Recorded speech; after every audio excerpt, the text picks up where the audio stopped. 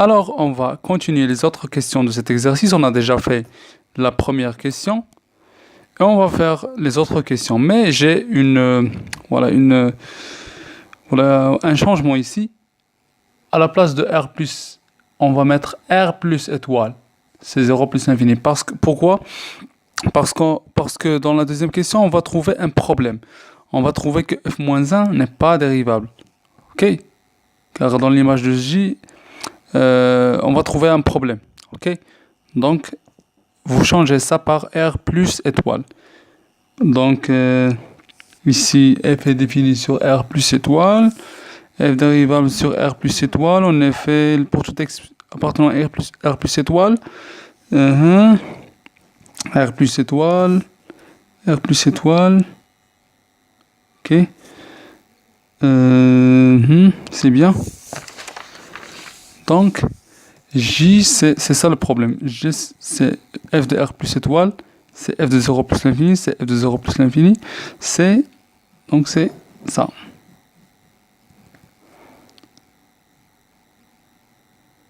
Ok, c'est ça, c'est bien. Donc, J, c'est 1 plus l'infini. Ok? Très bien. Je vais vous montrer pourquoi j'ai fait ça. J'ai exclu le 0. Ok. Parce qu'on va trouver un problème dans la deuxième question. Passons à la deuxième question. Montrez que f-1 est dérivable sur J. Voilà. Donc, deuxième question. Montrons que f-1 est dérivable sur J. Voilà. Pour montrer qu'une fonction f-1, une fonction réciproque est dérivable, il faut montrer deux choses. Première chose, il faut montrer que f est dérivable sur f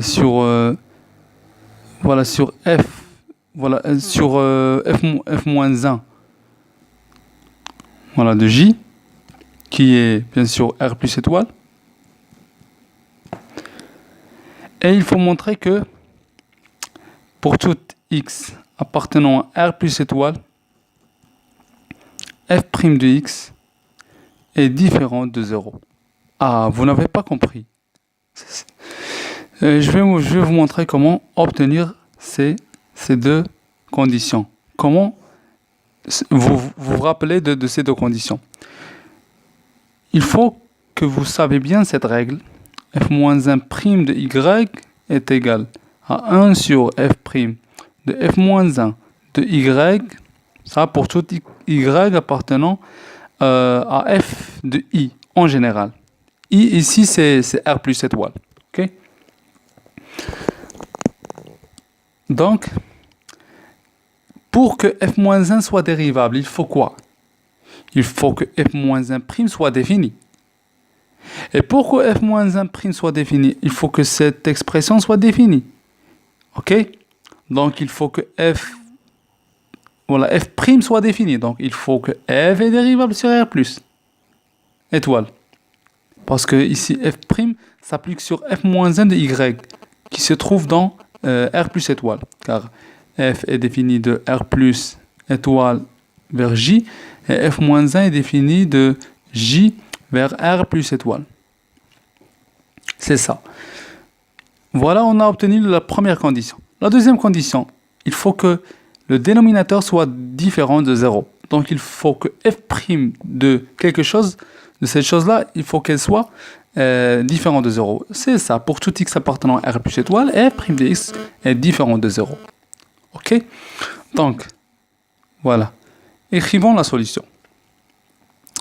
Voilà, on a f est dérivable sur R plus étoile. Pourquoi? Voilà, d'après ce qui précède.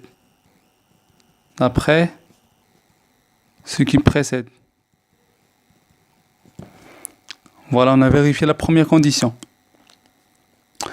Et la deuxième condition, voilà, on a f' de x est égal à quoi? C'est x sur racine 1 plus x carré. Voilà.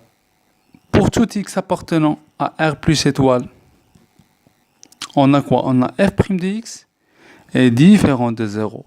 C'est ça pourquoi j'ai mis l'étoile ici. Parce que si on a R plus seulement, on va avoir f' de 0 égale 0. Et c'est un problème. Voilà. Donc f-1 ne peut pas être dérivable. Mais si on exclut le 0, ça marche bien. Ok. Donc f' de x est différent de 0. On a vérifié les deux conditions. Voilà. Donc f-1 est dérivable sur J. Voilà, J qui est f de R plus étoile. C'est ça. Donc f est défini sur J. Donc la dérivabilité, on va voilà, discuter la dérivabilité sur J, bien sûr. Ok. Troisième question. Dans la troisième question,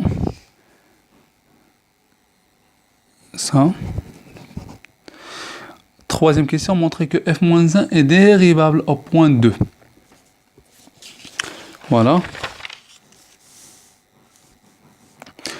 Voilà, pour montrer qu'une fonction est dérivable en un point, on utilise les mêmes conditions. Mais il faut montrer que voilà, f dérivable sur... Ici, on a f-1 de j, un intervalle. Mais ici, f-1 de 2.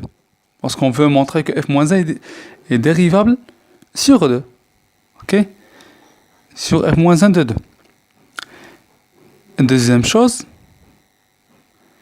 il faut montrer que pour tout x, où là on n'a pas ici, pour tout on a juste un point, il faut montrer que f' voilà, de x, mais x ici c'est f-1 de y, c'est ça. Donc f' de f-1 de y différente, voilà, ou de 2 ici, de 2, est différente de 0, car c'est dans le dénominateur. Il ne faut pas avoir un 0 ici. Donc, on a deux conditions à vérifier. La première condition, voilà, pour la vérifier, il faut calculer, premièrement, f-1 de 2. Voilà, f-1 de 2, c'est quoi?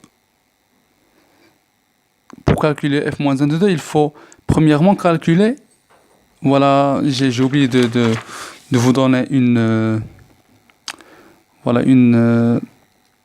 condition ici, sachant que f de racine 3 égale 2. Donc je vous ai donné cette information pour vous aider.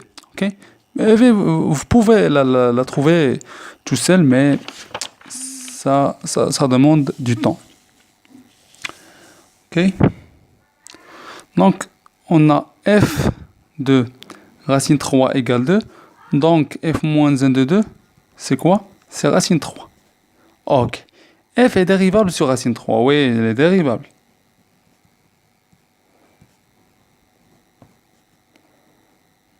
Dérivable au point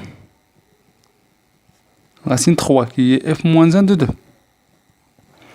Elle est dérivable ou non? Oui, elle est dérivable parce que f est dérivable sur R plus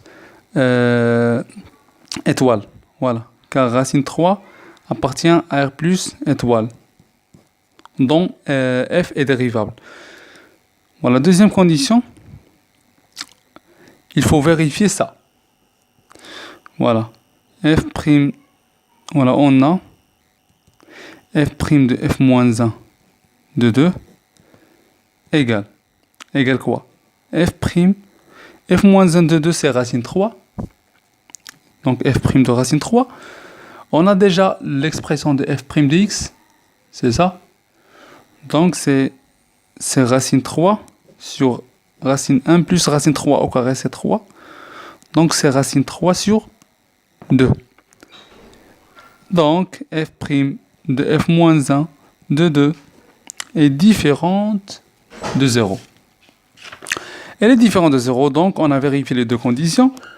Voilà.